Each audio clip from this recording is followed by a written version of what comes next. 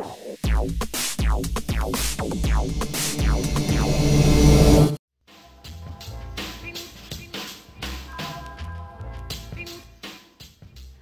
back to In the Can. We're going to be talking with a programmer, which is, we always love you coming in because we love to hear about what you're thinking about and what's new. So Carolyn Libresco is here. We're going to be talking about documentaries, which is my favorite subject. They're so juicy, aren't they? I love them. I love them. I love them. And every time, all day long, as programmers at the festival, before the festival, we spend months and months and months sifting through new work, and we just try to find what we think is the most excellent work to bring to the festival and kind of create this program. And but then once we get to the festival, we're all day long running around introducing films to audiences, and it's just such an exciting moment at these premieres when filmmakers are about to show their film for the first time. Just yesterday, I did.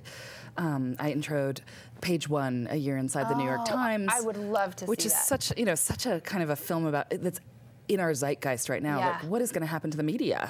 And what's happening to the New York Times? This kind of inner sanctum of investigative reporting. Is it in peril? You know, will we have investigative reporting in the future if we don't have major newspapers? You know, but at the center of that film is David Carr, this extraordinary New York Times writer who writes for the media desk, writes about media, and he's a crazy, salty, interesting character on the beat. You know, investigating the media. So it's anyway. But that just being there with Andrew Rossi, you know, the director of that film, for example, he made an extraordinary film. He's a great storyteller and a great filmmaker. But the moment of presenting it for the first time to an audience down at the Temple, you know, it's a really powerful moment. That's what I love. Filmmakers get so nervous. I love talking with people, and I actually like it when their show or their film has premiered, and then we can talk about how was that for you. Sitting there in the audience, we had some actors in yesterday, and it was their first film, first screenplay they've ever read. Oh my God. They'd never seen the film until the screening, and they're sitting there, and they were being really loud in the audience, and this lady turned around and said, "Could you be quiet?" And they said, "We're in the film," you know? So cute. So it was kind of like this fun story because they were so emotional about it. Everyone is, it's like, what's so cool, I think, about Sundance that I've started to really understand after 10 years, this is my 10th year as a programmer. Congratulations. Thank you. Is that truly everyone in a way it's a very democratic experience because everyone is in the same position vis-a-vis the films. When you sit in the audience, everyone is an innocent. They have not seen the film yet, and they're waiting to receive it. And it puts everyone kind of on equal ground, and a kind of open-heartedness that happens in the theaters. A great way to put it, when people are ready to see the film, and there it is, and they're all taking it in at the same moment. Do you feel a little bit of like handing it over since you've seen the films, you've helped select the films, and then you present it too. So you're kind of like giving the audience like, this is what I love, and here this is for you to see too.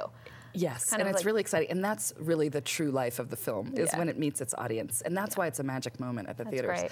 But yes, and I introduced also yesterday Crime After Crime, which is just a film also in our U.S. documentary competition. Just an extraordinarily moving and powerful film. Everyone who comes out of this film, I was so pleased to hear, had the same response we did, which was to be bowled over by the characters in this film who fight for 8 years for justice.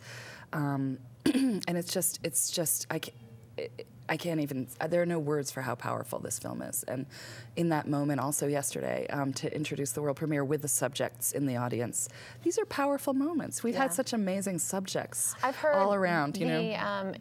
Interrupters, that she was on the show Amina yesterday, the subject of that, and she was just saying like people have been crying and hugging her and just responding to her personally, and it's just been a really powerful experience for her. It's so generous for these subjects in a way, if you think about it, to kind of bear their lives on camera. Somebody like Buck Brannaman too, this film Buck, you know, people are loving this film. He is such a... I'm seeing it tonight. His message of nonviolence, like The Interrupters. We have actually a number of films, documentaries about nonviolence. There's there's a short about handgun violence also called Living for 32 in one of the shorts programs. Which is very timely. Which is very timely. So, I mean, and just people get really moved by the subjects themselves. Gloria Steinem was all around town yesterday here with Misrepresentation.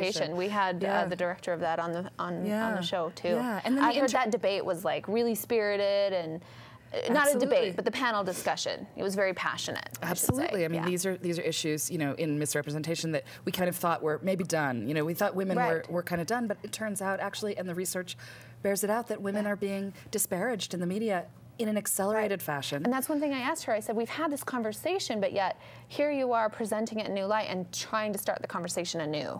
That was a great point, because we really need to have it anew, and we really need to keep working on it, because women are being, you know, our leadership and our self-esteem is continuously impeded by the media. So, well, let's talk quickly. They're telling us to wrap it up, but there's a few things we want to talk about. The premieres. Yes, that's premieres. New this year. That's a new, so that's a new section. Hit on that. Kind of cool, really cool thing that we're doing, which is, you know, the American documentary form is just at an apex. It's like it's fantastic. There's so many strong documentaries coming to us, and in the past, our U.S. documentary competition was filled with kind of master, you know, sort of auteur documentarians, people like, you know, last year Davis Guggenheim, you know, and Alex Gibney, and people like that who've won Academy Awards would show up in our U.S. documentary competition, leaving less room, you know, for kind of newer emerging talents. So what we did was we kind of created a place and a platform for those folks, and that's called Documentary Premieres. So the film Interrupters by Steve James is in that section. You know, he's the maker of Hoop Dreams as well. So leaving more room in the competition for new folks that people can discover. Like Buck. I mean, she's a first-time director. Exactly. Wonderful. And misrepresentation. You know? And people. Yeah. It's great. Well, thank you for coming in. Thank you so much. We appreciate it, and thanks for doing such a great job at programming. Thank you for all your work to support the films. All right, we'll be back with more in the can. I think Elmo's in the house. Did I say Carolyn or Carolyn?